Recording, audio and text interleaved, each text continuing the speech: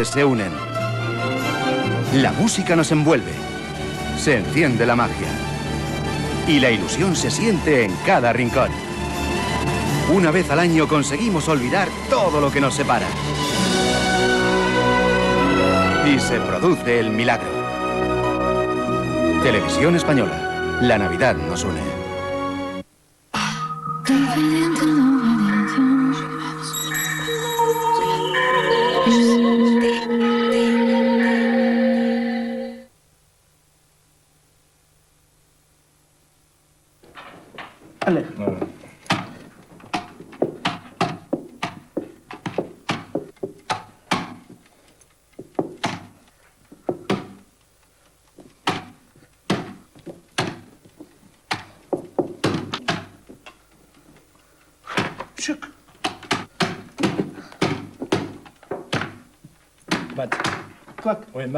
La guerra del ajedrez.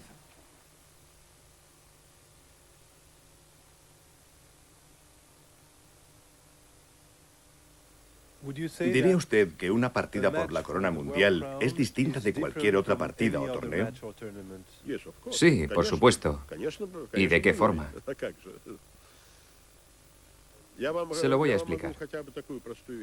Cuando uno disputa un torneo, puede disfrutar del juego, pero cuando lo que está en juego es un campeonato del mundo, las emociones negativas se imponen sobre las emociones positivas. Porque lo que uno desea es aniquilar a su adversario. Eso es lo característico de un campeonato del mundo.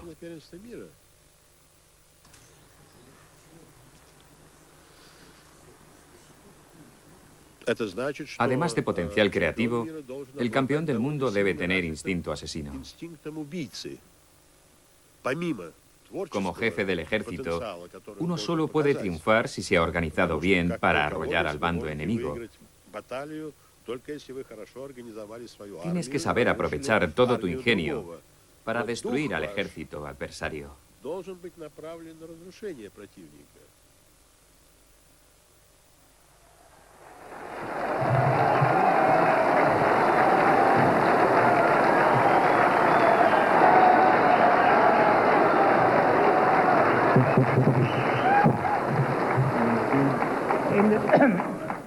En el nombre de la FIDE, la Federación Internacional de Ajedrez, proclamo al señor Robert Fischer campeón mundial de ajedrez.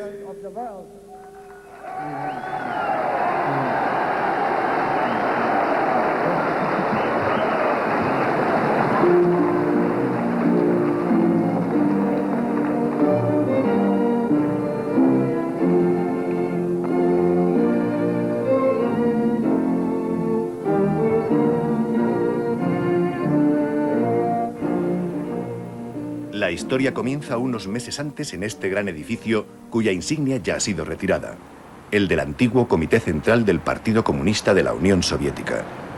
Cuando una serie de dignatarios se plantean una cuestión que no puede interesar a ningún dirigente de cualquier otro país del mundo, ¿cómo impedir que el título de campeón del mundo de ajedrez recaiga por vez primera en la historia en un americano?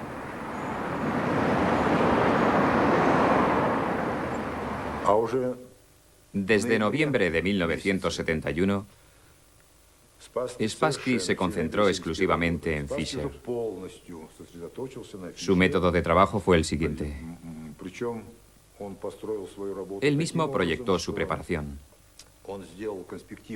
La federación había redactado un plan inicial en colaboración con entrenadores y grandes maestros.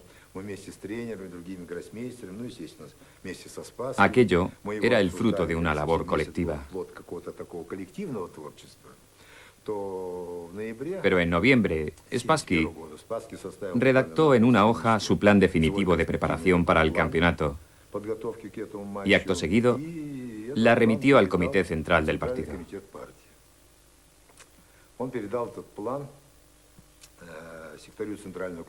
Se la envió al secretario Dimichev. En aquella época, Dimichev supervisaba la ideología, la cultura y el deporte. Para el poder soviético, Fischer era un desconocido. Y además, ese desconocido no era ni húngaro, ni yugoslavo, ni checoslovaco, sino que procedía de los Estados Unidos de América. Y recordará usted que en esa época estábamos en plena Guerra Fría. De modo que al designar a Fischer como candidato, el campeonato adquirió un interés político adicional.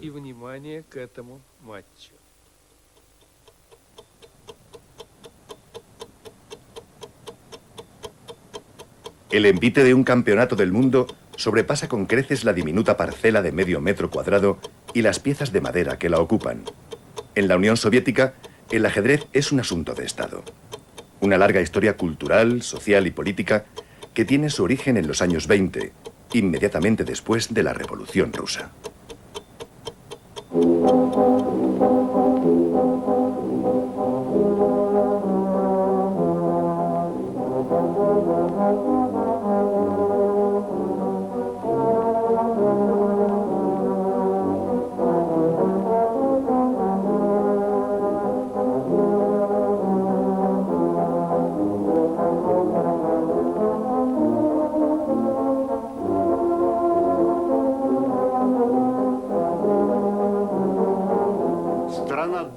Nuestro país, la Rusia soviética, permanecía aislada a nivel internacional. El régimen bolchevique no estaba reconocido por la Sociedad de Naciones. Había que hacer una demostración. Esa era la primera razón. ¿Y por qué el ajedrez? Pues porque el fútbol, por ejemplo, después de la guerra civil, había mucha pobreza. El país estaba en la ruina. El ajedrez es un deporte muy barato. No se necesita casi nada. Un tablero, unas piezas y ya está. No hacen falta estadios ni pistas de tenis. Y eso Stalin y su entorno lo comprendieron muy bien. Esa fue la segunda razón. Y por último, el ajedrez es un deporte intelectual. Y para los bolcheviques era importante demostrar que en un deporte intelectual ellos podían ser los mejores. Todas esas razones explican el apoyo estatal que recibió el ajedrez. El ajedrez es una herramienta de la cultura proletaria. El ajedrez en cada familia de obreros. El ajedrez entre el proletariado. El ajedrez se ha desarrollado enormemente. Antes de la guerra, empezamos organizando el Campeonato del Cáucaso. El campeonato de la URSS del Cáucaso. Y fue precisamente el sindicato el que organizó la competición, en la que tomaron parte cientos de miles de ajedrecistas. Se pone en marcha lo que después se conocerá como la Escuela Soviética de Ajedrez. Un sistema para descubrir grandes talentos, un centro de entrenamiento al más alto nivel. Los pioneros de la escuela se extienden por todo el territorio, del que saldrán cientos de jugadores. Una nueva generación está lista para abrirse paso. El primero de sus miembros será el ingeniero electrónico Mikhail Botvinnik, que apareció en los años 30. Botvinnik se convierte en un héroe del ajedrez en una época en la que Stalin anima al pueblo hacia la búsqueda de la excelencia. Y cuando Stalin lanza la consigna de alcanzar y dejar atrás a los Estados Unidos, surge un nuevo eslogan en el mundo del ajedrez: alcanzar y dejar atrás a Botvinnik. Todo el mundo conocía a Botvinnik. Yo tenía una abuela que era analfabeta. Ella no sabía ni leer ni escribir, pero sabía quién era Botvinnik. Y cuando yo empecé con el ajedrez, ella solo decía una cosa: tal vez él sea el próximo Botvinnik. Ella no conocía a ningún otro jugador, ni a Aletkin, ni a Capablanca, pero a Botvinnik sí, porque a él se lo habían inculcado. Y posteriormente, cuando conocí a Botvinnik en Moscú, donde yo estaba estudiando, se lo conté a mi abuela, y ella exclamó: ¿pero todavía está vivo? Por supuesto que está vivo, abuela, es joven. Pues yo pensaba que habría muerto hace varios siglos. No es ninguna coincidencia. Millones de personas conocían a Botvinnik, tanto como a Stakhanov, y puede que incluso más.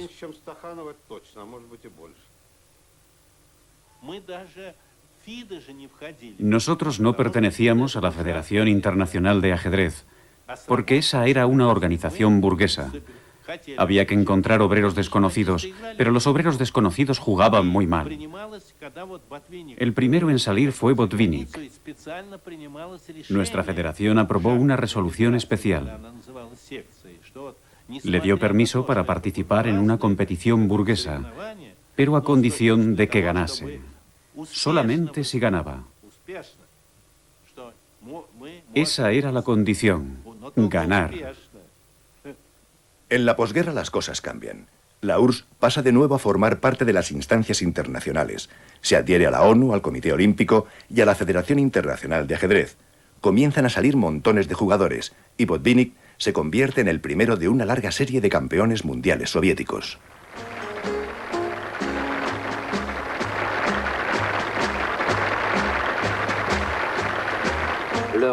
El rey del ajedrez, Mikhail Botvinnik, que ha triunfado en todos los torneos que ha disputado a lo largo de su carrera. Primero, Botvinnik felicita a Smyslov, luego Smyslov a Botvinnik. Botvinnik felicita a Tal. Y un año más tarde, Tal felicita a Botvinnik. Este le cede su título de campeón a Petrosian, que deberá enfrentarse al último aspirante al título, el soviético Boris Spassky.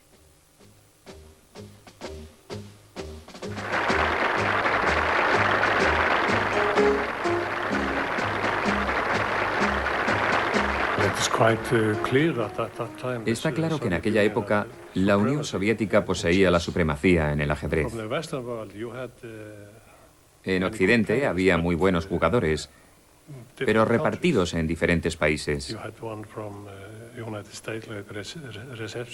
Estaba Rzeszewski en los Estados Unidos, estaba Najdorf en Argentina y otros que empezaban a destacar, como Ben Larsen.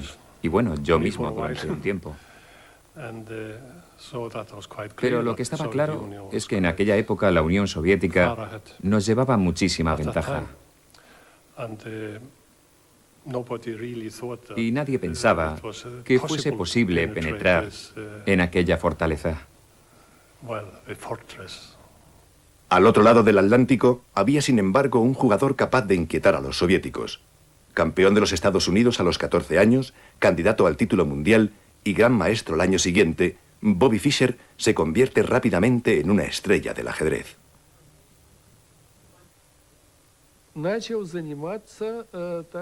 Él empleó los métodos de los jugadores soviéticos. Quizá resulte paradójico, pero él también era un alumno de la escuela soviética. ¿Por qué? Pues porque estudió los trabajos de nuestros jugadores. Incluso aprendió ruso para poder leer nuestra literatura sobre ajedrez. Así que en él había talento, pero también trabajo, una gran cantidad de trabajo. Era un fanático. En Brooklyn tenía 4 tableros e iba pasando de uno a otro. Así era como trabajaba Fischer todos los días. En el año 1971, después de haber permanecido un tiempo alejado de la competición, Fischer protagoniza un sorprendente retorno. Pese a no haber tomado parte en las eliminatorias, un jugador norteamericano le cede su plaza en la fase clasificatoria para el Campeonato Mundial, en la que ya se perfila como favorito.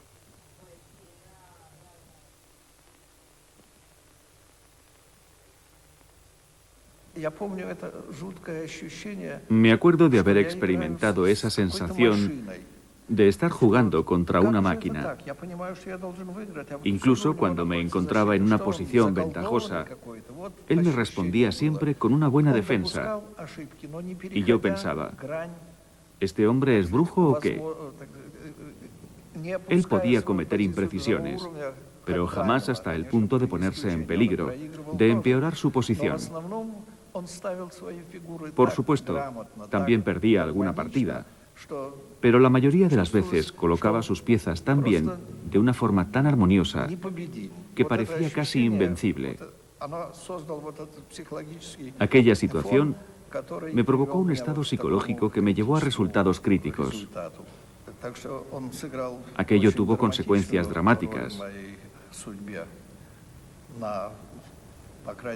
Durante 1 año y medio fui como un extranjero en mi propio país. Un gran maestro soviético no podía salir derrotado de esa forma ante un norteamericano. Detrás de todo aquello había motivos políticos. 6-0 contra Taimanov, 6-0 contra Larsen. Y también derrotó a Petrosian. Yo era el entrenador de Petrosian en Buenos Aires. Y le puedo decir que aquel año Fischer jugó tan bien que no habría conseguido derrotarle ningún otro jugador del mundo.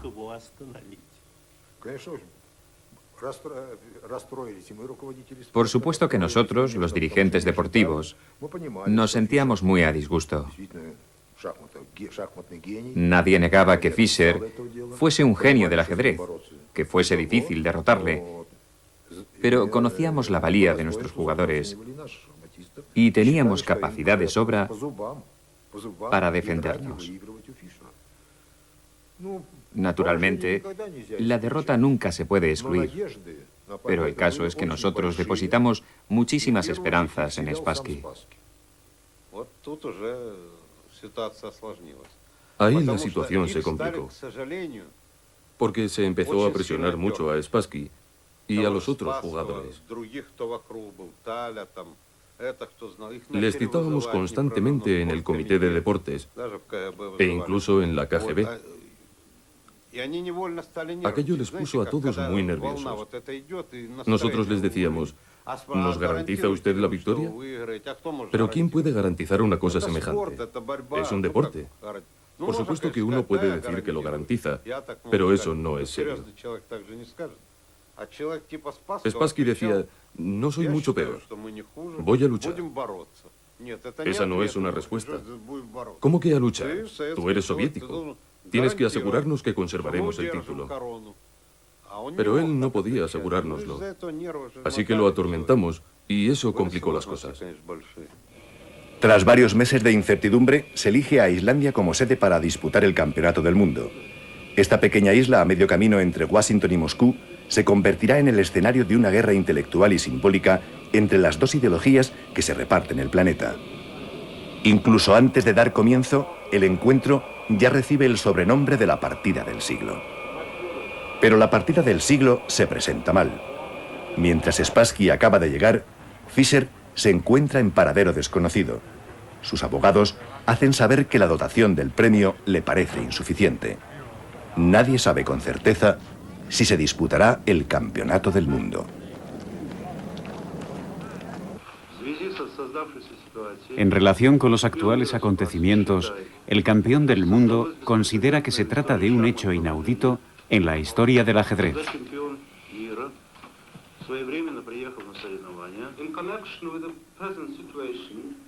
En relación con los actuales acontecimientos, el campeón del mundo considera que se trata de un hecho inaudito en la historia del ajedrez, que presentándose a su hora para disputar la partida, haya tenido que esperar a que llegase el aspirante. Dicho acto, además, constituye una grave violación de las reglas de la FIDE, a las que todos estamos sometidos. El campeón mundial, Boris Spassky, piensa que la ausencia del aspirante en la ceremonia de inauguración del torneo y sus 3 días de retraso constituyen un verdadero insulto. La ceremonia de inauguración empezó con una silla vacía. Esa era la silla de Bobby Fischer. Pero el acto había que celebrarlo. Y recuerdo que el embajador de los Estados Unidos estaba sentado junto a esa silla vacía. Y se le veía muy incómodo. Muy incómodo. Y creo que se sentía un poco avergonzado de que el joven norteamericano, bueno, no demostrase muy buena conducta, no se comportase como es debido. Aquello no era bueno para los Estados Unidos. Y allí, el primer ministro dijo algo así como: verán, los islandeses hemos hecho todo lo posible para organizar y preparar este encuentro, para rendir honores tanto al campeón mundial como al aspirante. Pero el aspirante no se presenta. Y me temo que su comportamiento está volviendo el ambiente de Islandia en contra de su país. Y el ambiente era, en cierto modo, bastante delicado, porque la población islandesa ya ponía en tela de juicio la base americana, la radio americana, la influencia americana en Islandia. Por supuesto, estábamos en plena Guerra Fría. La tensión que había entre los Estados Unidos y la Unión Soviética era importante. Y todo aquello llamó poderosamente la atención de los medios. El señor Fisher, con sus guardaespaldas y sus abogados, con su equipo de psiquiatras y asesores facultativos, con sus pataletas y sobre todo con su maravilloso sentido publicitario, han convertido el campeonato de este año en Islandia en la noticia del momento. Y si el señor Fisher tiene algún criterio moral al que aferrarse, es aquel de que lo más importante del juego no es ganar, sino recaudar la máxima cantidad de dinero posible. Para la ITN, Michael Nicholson, sentado donde debería haberse sentado el señor Fisher esta noche en Islandia.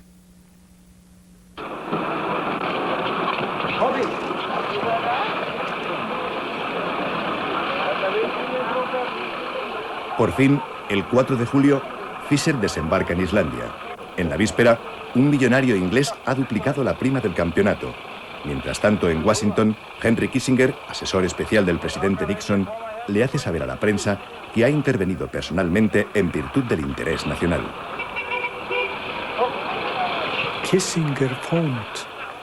Kissinger llamó por teléfono a Bobby Fischer y le dijo: queremos que usted derrote a los rusos. Queremos que vaya a luchar por Norteamérica. Después del campeonato, Paul Marshall, que era uno de los abogados de Fischer, me dijo que él estaba presente cuando Kissinger le telefoneó. Llevaban todo el día tratando de convencerlo para que viniese a Islandia a jugar, sin resultado alguno. Pero él me contó que Fischer cambió de actitud cuando cogió el teléfono y habló con Kissinger, y que terminó la conversación como si fuese un joven soldado dispuesto a ir a la guerra.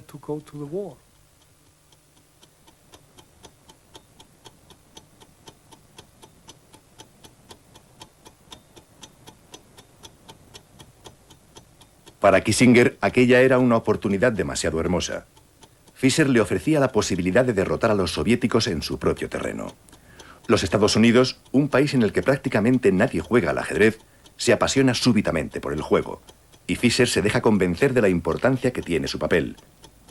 A su llegada a Reykjavik, declara ante los periodistas: he comprendido que los intereses de mi país estaban por encima de los míos. En menos de 4 horas, 2 hombres inclinados sobre un tablero van a replantear el futuro del mundo. Escuchen las declaraciones que ha suscitado este nuevo enfrentamiento. Este campeonato del mundo es la partida del siglo. Se trata del mundo libre enfrentado a esos mentirosos, traidores e hipócritas rusos. Una frase que no es mía, sino del norteamericano Bobby Fischer, el aspirante a derrotar al actual campeón del mundo, Boris Spassky.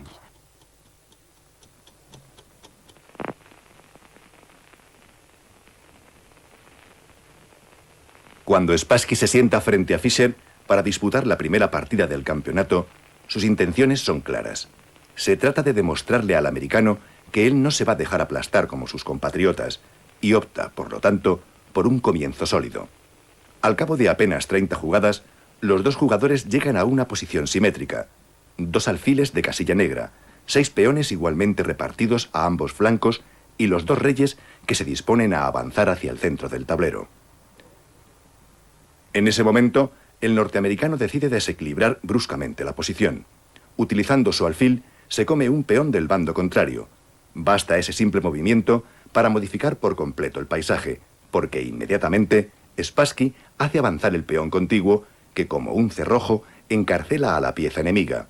Al alfil, preso en la casilla negra, no le queda escapatoria, y el rey blanco no tiene más que ir tranquilamente en su busca.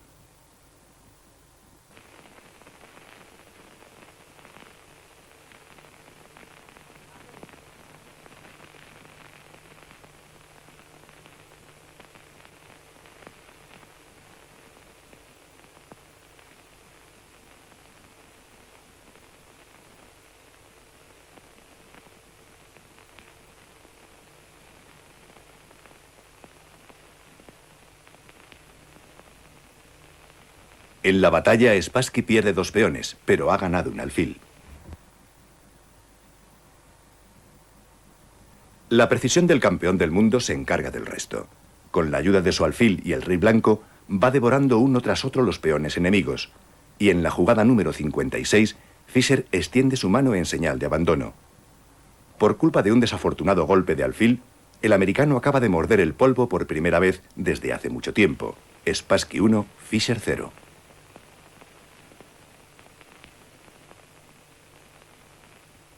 El gran jugador alemán Lasker ya lo había dicho a comienzos de siglo. Arte, deporte, ciencia, poco importa todo eso. El juego del ajedrez es ante todo el enfrentamiento de 2 egos, el cara a cara de 2 mentes que lucharán hasta el límite. En la primera partida, Fischer no cometió ninguna sandez. Aquella fue una acción deliberada que no le salió bien. Esa es mi opinión.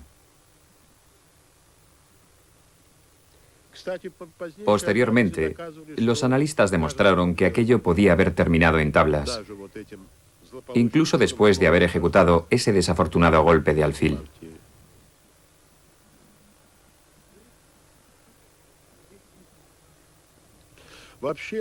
Me gustaría añadir una cosa. La pauta fundamental de Bobby Fischer durante el torneo era la de luchar por todos los medios para llevar la iniciativa. En la primera partida, pese a terminar perdiéndola, ya puso de manifiesto esa voluntad.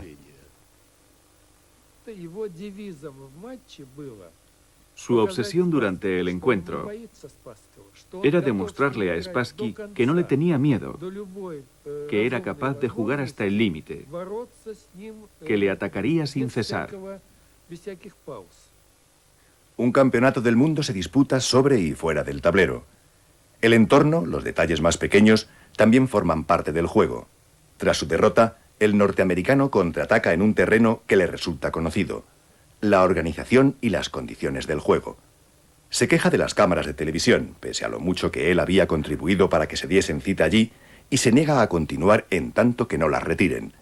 Cuando da comienzo la segunda partida, Fischer se encierra en su habitación del hotel y amenaza con regresar a América. Hay mucho ruido en esa sala. Es algo así como State and Randolph a las 12 de la noche de un sábado. Desde luego, no es un lugar para jugar al ajedrez. Gligoric dijo que él había jugado en sitios peores, pero reconoció que él no era el campeón del mundo y que tampoco le había sucedido muy a menudo. ¿Está por lo tanto en desacuerdo con el árbitro Smith, que ha dicho que las condiciones son buenas? ¿Smith ha dicho que son buenas? Y si son tan buenas, ¿por qué no hace más que agitar las manos como un sacerdote histérico? En tal caso, debería quedarse sentado, mirando cómo juegan. Señor Fox, una de las principales quejas de Bobby Fischer contra sus cámaras ha sido que el ruido que hacen le molestaba. Si no es el ruido lo que está molestando al señor Fischer, ¿qué podría ser? De eso yo no tengo ni idea. A mucha gente le gustaría responder a esa pregunta. No creo que nadie pueda decírselo aparte de Bobby Fischer, y es posible que él tampoco pueda. Fischer había abandonado torneos en muchas ocasiones. Y algunas personas pensaban, ¿terminará esto en tragedia? ¿Es posible que tal vez el mejor jugador de ajedrez que ha visto nacer este mundo no llegue a disputar nunca el campeonato del mundo? La gente hablaba de esto por todo el país y por todo el mundo, incluso aquellos que no sabían jugar al ajedrez.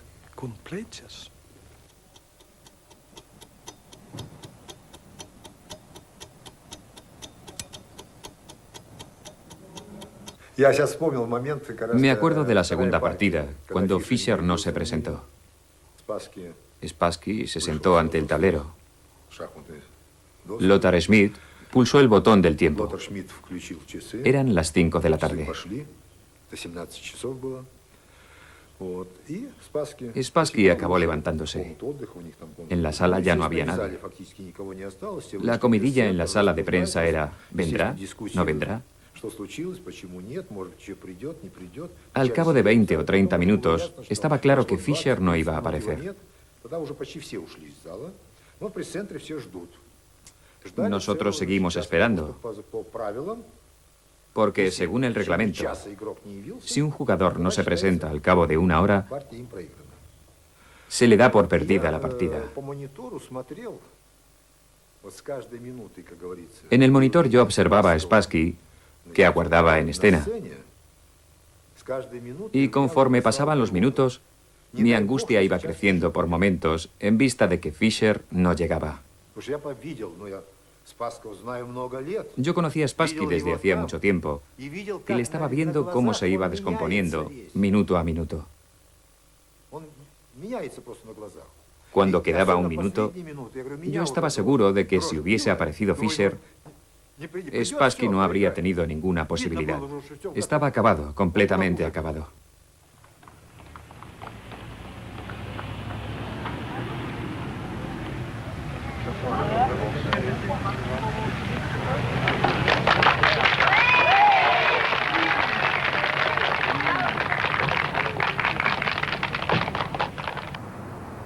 En Moscú, las autoridades reaccionan muy mal ante esta nueva afrenta.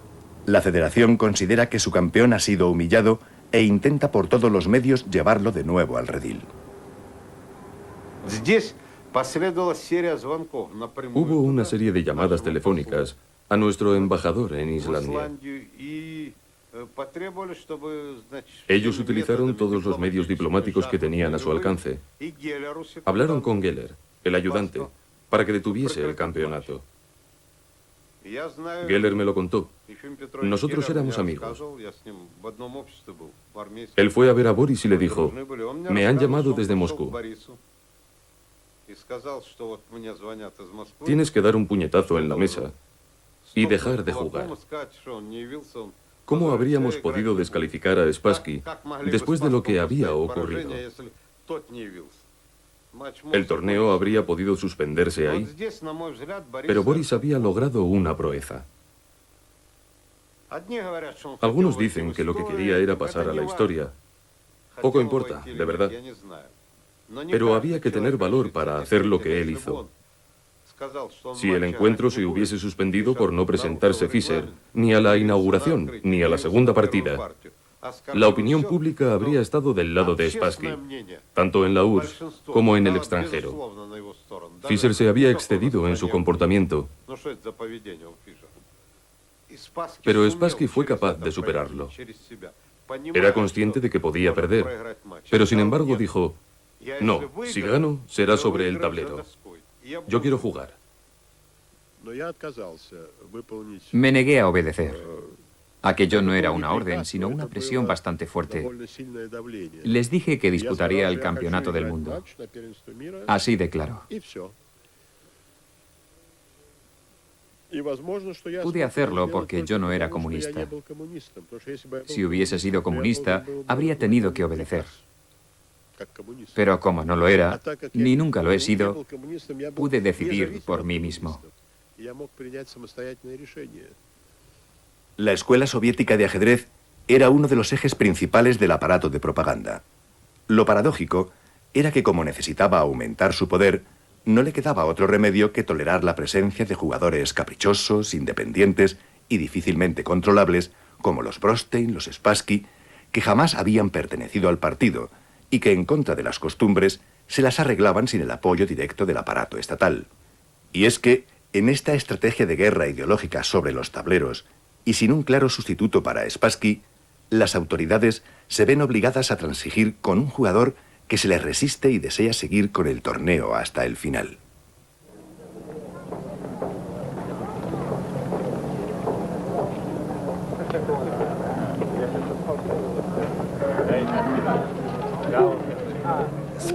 Spassky quería que el campeonato se disputase. Para él, lo principal era jugar. Estaba seguro de que iba a ganar. Por ese motivo aceptó todas las concesiones. Él quería jugar. Había ganado la primera partida. Fischer no se había presentado a la segunda y temía que el campeonato se pudiese suspender. Habría jugado incluso en la cama. Lo importante era jugar para que siguiese la fiesta. La gente que se ha reunido aquí en la puerta trasera del Palacio de los Deportes de Reykjavik no espera únicamente para ver a los grandes maestros. Son conscientes de que esto podría ser el comienzo de un escándalo en el mundo del ajedrez si cualquiera de los dos jugadores decide no presentarse. Pero a falta de 5 minutos aparece Spassky. Señor Spassky, ¿está usted satisfecho con los preparativos de la partida de hoy?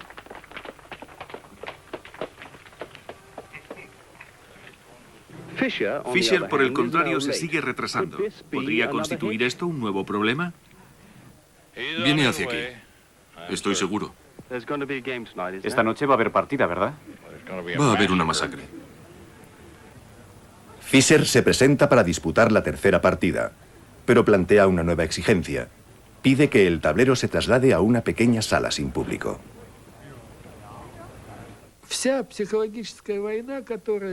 La guerra psicológica que estaba librando Fischer contra Spassky y los demás estaba fundamentada sobre un principio.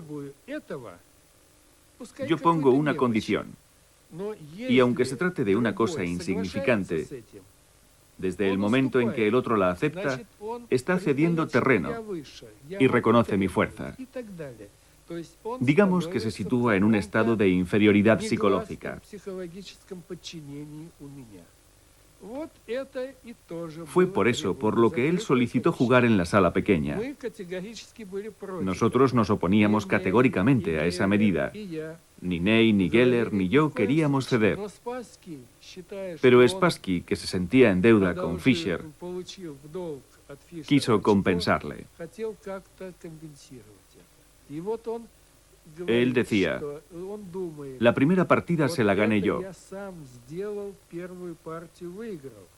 pero la segunda me la regalaron, y yo no me merezco ese regalo.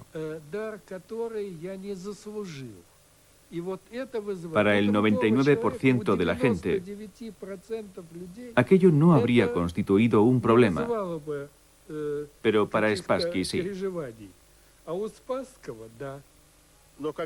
Cuando empezó la partida, estalló una disputa entre Lothar Schmitz, el árbitro, y Fischer. Empezaron a discutir y en un momento dado Fischer le dijo a Schmitz: «Cállese». En ese preciso instante yo cometí un error fatal. Creo incluso que fue en ese momento cuando perdí el campeonato. Porque había aceptado seguir en esas condiciones. En calidad de campeón del mundo, habría podido decir simplemente: «Discúlpeme, señor, pero no me gusta esta atmósfera. Había prometido jugar esta partida, pero abandonó. Y marcharme». Habría conservado toda la ventaja psicológica que tenía en ese momento del campeonato.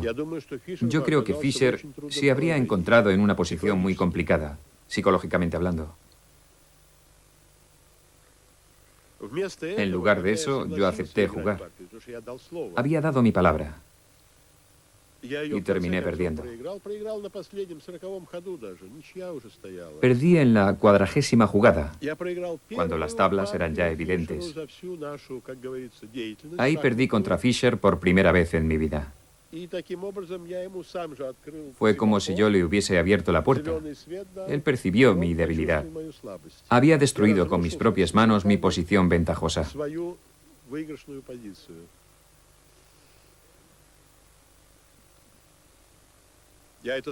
Inmediatamente me di cuenta. Y a partir de ahí comencé a atormentarme. Durante un campeonato, los tormentos mentales son lo peor. La mente debe mantenerse firme. Yo mismo había minado mi propio intelecto.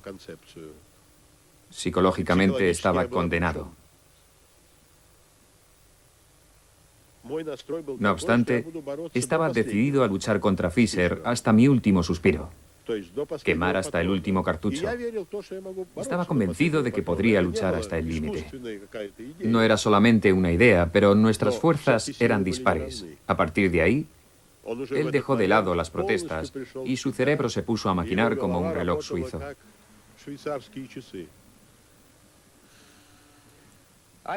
Islandia es una nación contemplativa, en contacto con la naturaleza, extremadamente orgullosa de su legado vikingo y predispuesta a respetar a los genios, incluso cuando aparecen en la forma del excéntrico Bobby Fischer, que casi no habla con nadie y apenas se le ve, salvo cuando llega al encuentro y entra al edificio por la puerta trasera.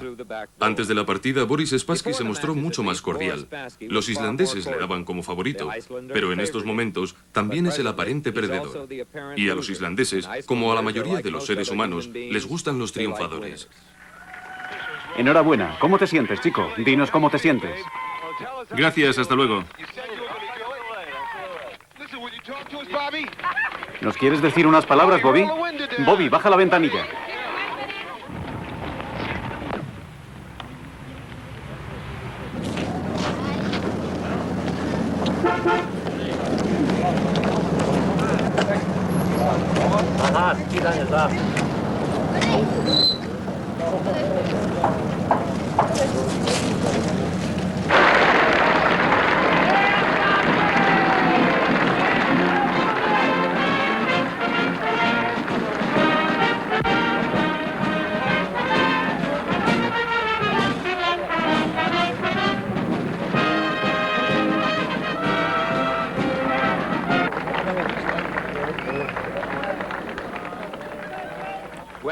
Cuando el 1 de septiembre Bobby Fischer ganó la 21ª partida del torneo, se convirtió en el 11º campeón mundial de ajedrez. Igualmente importante, se convirtió en el primer americano y el primer neoyorquino que conquista el título. Mucha gente se ha traído muchas cosas de vuelta a Nueva York, pero nadie había regresado con un título mundial de ajedrez. Y lo que es más, Bobby Fischer ha llevado el juego a millones de personas. América ha descubierto un nuevo juego, un juego que muchos de nosotros pensábamos que estaba fuera de nuestro alcance. Señor alcalde y amigos, en primer lugar, quiero desmentir un malicioso rumor que ha empezado a circular por ahí. Creo que se lanzó desde Moscú. No es cierto que Henry Kissinger me llamase durante el torneo para decirme las jugadas. Nunca pensé que vería el día en el que el ajedrez ocupase las portadas de los periódicos aquí, aunque solo haya podido encontrar un párrafo en el Pravda. Supongo que la culpa es mía. Todo depende de quién gane. Muchas gracias.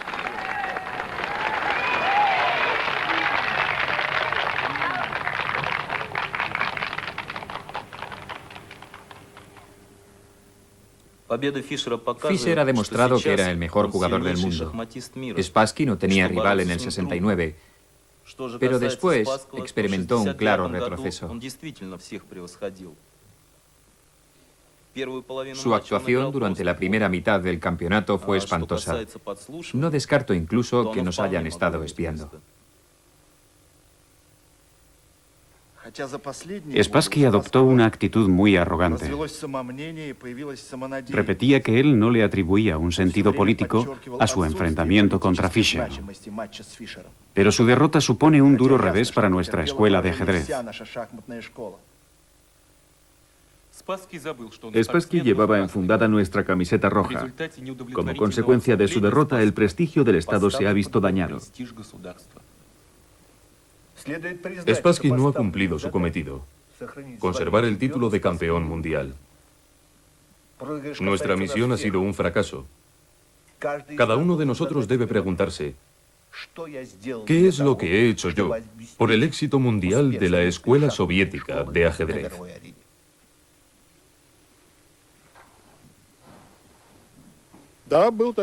Efectivamente, se convocó una reunión especial en la que se me calificó de niño malo. Dijeron que no había sabido defender el honor de la URSS, que por mi culpa habíamos perdido la hegemonía sobre los tableros, que me había portado muy mal antes del torneo, que había sido presumido, arrogante, que no había escuchado las opiniones de mis camaradas, sencillos e íntegros, etcétera, etcétera.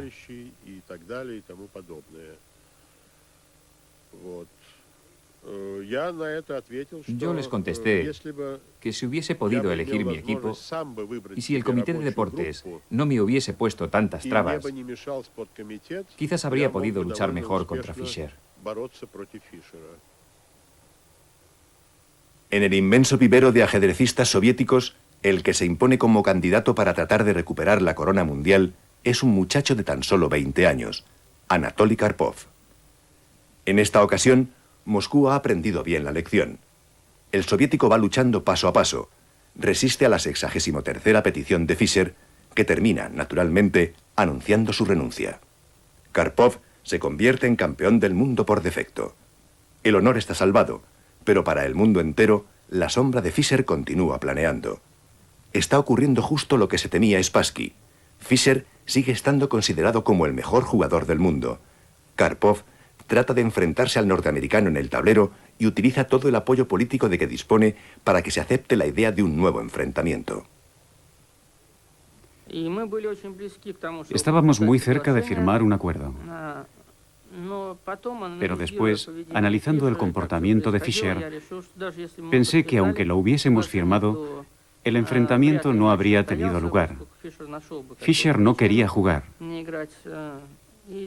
No era porque yo le diese miedo. Fischer se temía a sí mismo. Le daba miedo cometer un error, perder una partida. Él pensaba que como campeón del mundo, su trayectoria debía ser intachable, y eso no logró soportarlo su sistema nervioso.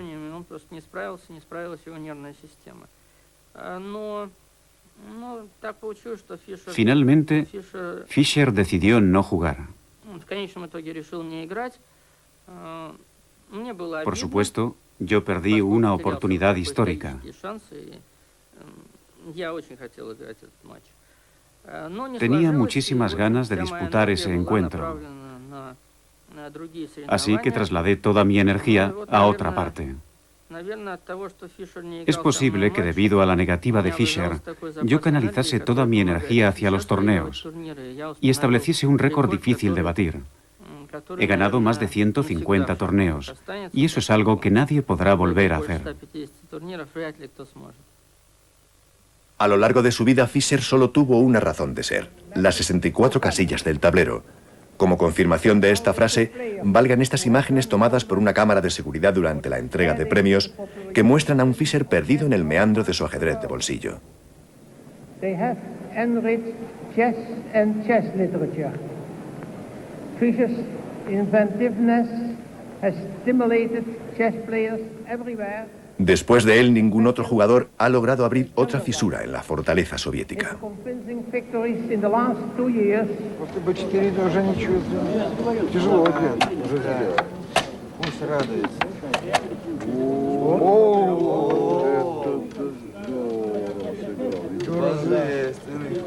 Дай шаг назад. Да не надо, пускай играет. Ну что, нагрел, что ли, вообще?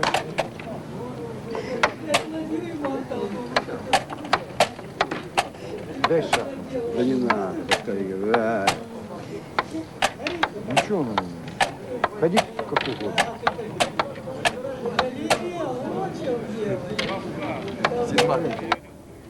20 años después de Reykjavik, Fischer y Spassky volvieron a verse las caras para disputar una revancha. El triunfo fue para el americano. Fisher acabó mezclándose con el Departamento de Estado, siempre temeroso ante posibles represalias. Spassky abandonó la Unión Soviética 3 años después de Reykjavik.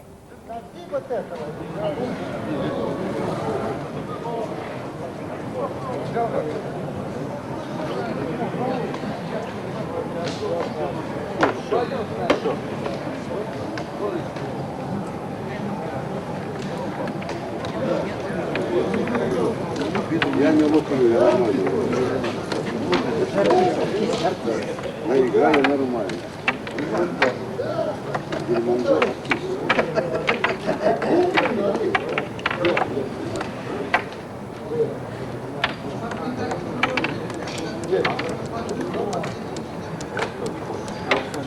Перевыпили, ладно?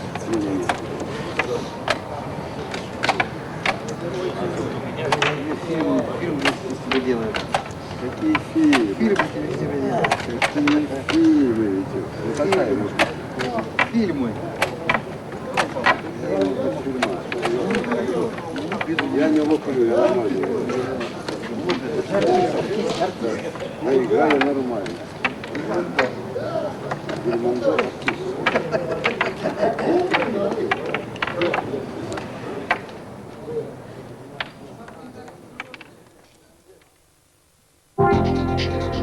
En unos instantes volvemos para terminar